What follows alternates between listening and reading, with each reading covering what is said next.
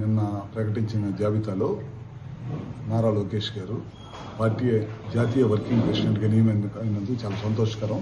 ఎందుకంటే గడిచిన 5 సంవత్సరాల్లో పార్టీ చాలా ఇబ్బందికరమైన పరిస్థితిలోకి వెళ్ళిపోయింది.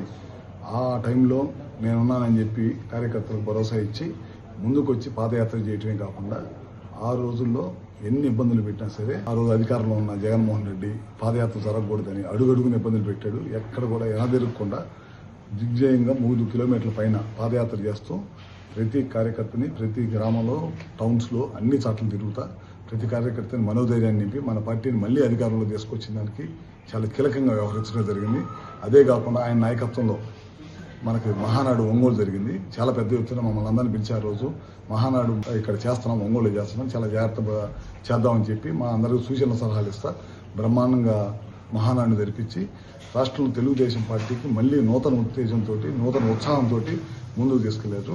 అదే కాకుండా ఇవాళ ప్రభుత్వ పాఠశాల విద్యార్థులకి అందరూ కూడా బ్రహ్మాండమైన విద్య అందించాలనే ఉద్దేశంతో ఇవాళ 16,000 మంది టీచర్లను నియమించడంలో కానీ ఎక్కడ కూడా విద్యార్థులకి పార్టీ గుర్తులు ఉండకూడదు, మన చదువు మాత్రమే వాళ్ళకి చెప్పాలి, స్కూల్స్లో పార్టీ సిద్ధాంతాలు ఉండకూడదు అనే ఉద్దేశంతో వాళ్ళకి ఇచ్చే యూనిఫామ్ కానీ బ్యాగులు కానీ బెల్ట్లు కానీ నాణ్యమైన ఇచ్చుకుంటూ ఎక్కడ కూడా ఆయన ముద్ర కానీ పార్టీ ముద్ర కానీ లేకుండా ఇటువంటి దేశ చరిత్రలో ఎక్కడ కూడా జరగలేదు. ఏ చిన్న పని చేసినా వాళ్ళ ఫోటోలు వాళ్ళ పేర్లు పెట్టుకునే రోజుల్లో ఆయన నూతన ఉత్తేజంతో అటు పార్టీని ఇటు ఆయనకున్న ఎడ్యుకేషన్ డిపార్ట్మెంట్ అదేవిధంగా ఐటీ ద్వారా కొన్ని లక్షల ఉద్యోగాలు తీసుకోవాలి రాష్ట్రంలో యువతకి అనే ఉద్దేశంతో అదొకటి మంత్రిగా బ్రహ్మాండంగా చేసుకుంటూ ఓ పక్కన పార్టీని కమిటీని వేసుకొని నిన్న పెద్ద ఎత్తున కమిటీ వేసి అందరిని కూడా పార్టీని ముందుకు నడిపించుకుంటూ ఇవాళ ఆయన జాతీయ వర్కింగ్ ప్రెసిడెంట్గా నియమితులైనందుకు ఆయనకు మరొకసారి శుభాకాంక్షలు తెలియజేసుకుంటూ ఇంకా రాబోయే రోజుల్లో ఇంకా ఉన్నత స్థాయికి ఎదగాలి, పార్టీని కూడా ఉన్నత స్థాయికి తీసుకెళ్ళాలి. ఆయన అధ్యక్షతనే ఇవాళ చాలా పెద్ద ఎత్తున పోటీ సభ్యత్వాలు కలిగిన పార్టీ ఈ దేశంలో ఏదైనా ఉందంటే అది లోకేష్ గారి వల్లే సాధ్యమైంది. ఆ రోజు మెంబర్షిప్ చేర్పించడంలో కానీ పార్టీని ముందుకు నడిపించడంలో కానీ పార్టీ కార్యక్రమాలు కానీ ఇంకా ఆయన నిర్ణయాలతోటి ప్రతి జిల్లాలో కూడా పార్టీ కార్యాలయాలు కట్టాలని ఇట్లాంటి పార్టీకి సంబంధించి ప్రతి రోజు కూడా ఎవరో ఒక మంత్రి వెళ్ళి పార్టీ ఆఫీసులో ఉండి ప్రజలకు సేవ చేయాలి, ప్రతి కాన్స్టిట్యూన్సీలు కూడా ప్రజలకు అందుబాటులో ఉన్నాయి. ఇట్లాంటి నూతనమైన నిర్ణయాలు తీసుకొని ఉత్తేజంతో పార్టీ కేటర్ని ముందుకు తీసుకొని వెళ్తున్నారు. రాబోయే రోజుల్లో దేశంలో ఎక్కడ లేని విధంగా ప్రాంతీయ పార్టీ ఏ విధంగా నడపాలో అంతకంటే గొప్పగా నడుపుకుంటూ ఇవాళ లోకేష్ గారు ముందుకు తీసుకెళ్తున్నారు. ఆయన కూడా మరొకసారి శుభాకాంక్షలు తెలియజేసుకుంటూ నూతన కమిటీకి అందరూ కూడా మరొకసారి శుభాకాంక్షలు తెలియజేసుకుని సెలవు.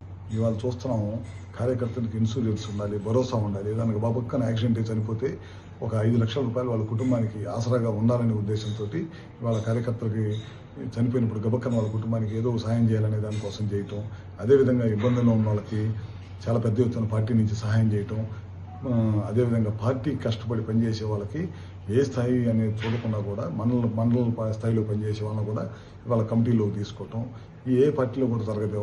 ఇవాళ ఎవరో ఒకరు గాడ్ ఫాదర్ ఉంటే కానీ జరగని రోజుల్లో కింద గ్రౌండ్ లెవెల్లో పార్టీకి పనిచేసే వాళ్ళని గుర్తించి ఇవాళ వాళ్ళకు ఉన్నతమైన స్థానాల్లో కూర్చోబెట్టి వాళ్ళ ద్వారా ఇంకా పెద్ద ఎత్తున సేవలు అందించాలని, అదేవిధంగా పార్టీ ఆఫీసులో ప్రతిరోజు కూడా మన పార్టీ క్యాడర్కి దశా నిర్దేశం చేయటం కానీ వాళ్ళకి తెలుసు వాళ్ళ దగ్గర నుంచి ఫీడ్బ్యాక్ తీసుకోవటం కానీ వీళ్ళు మన నాయకులు చెప్పదలిసింది వాళ్ళకి చెప్పడం కానీ ఇట్లాంటివన్నీ ఫీడ్బ్యాక్ తీసుకొని ఈ ప్రభుత్వం ఈ పార్టీ రెండూ కలిపి ప్రయాణం చేస్తా ఇంకా మెరుగైన సేవలు ప్రజలకు అందించాలని ఇచ్చిన సంక్షేమాలన్నీ కూడా సంక్షేమ పథకాలు వాళ్ళ పెన్షన్లు ఇచ్చే కార్యక్రమం కానీ లేకపోతే పిల్లల చదువు కోసం డబ్బులు ఇచ్చే కార్యక్రమం కానీ మహిళలకు ఉచిత బస్సు కానీ ఇట్లాంటి ఎన్నో కార్యక్రమాలు ఉద్యోగాలు కానీ 20 లక్షల ఉద్యోగాల ధ్యేయంగా ఇండస్ట్రీస్ని తీసుకురావటం కానీ అన్ని ప్రాంతాలు అభివృద్ధి చెందాలి, అమరావతి అభివృద్ధి చెందాలి, ఓ పక్కన ఉత్తరాంధ్ర అభివృద్ధి చెందాలి, రాయలసీమ జిల్లాలో హార్టికల్చర్ అభివృద్ధి చెందాలి, ఇండస్ట్రీస్ రావాలి, సోలార్ విండు పవరు పిఎస్పీలు రావాలి, బ్యాటరీలు రావాలి, ఇట్లాంటి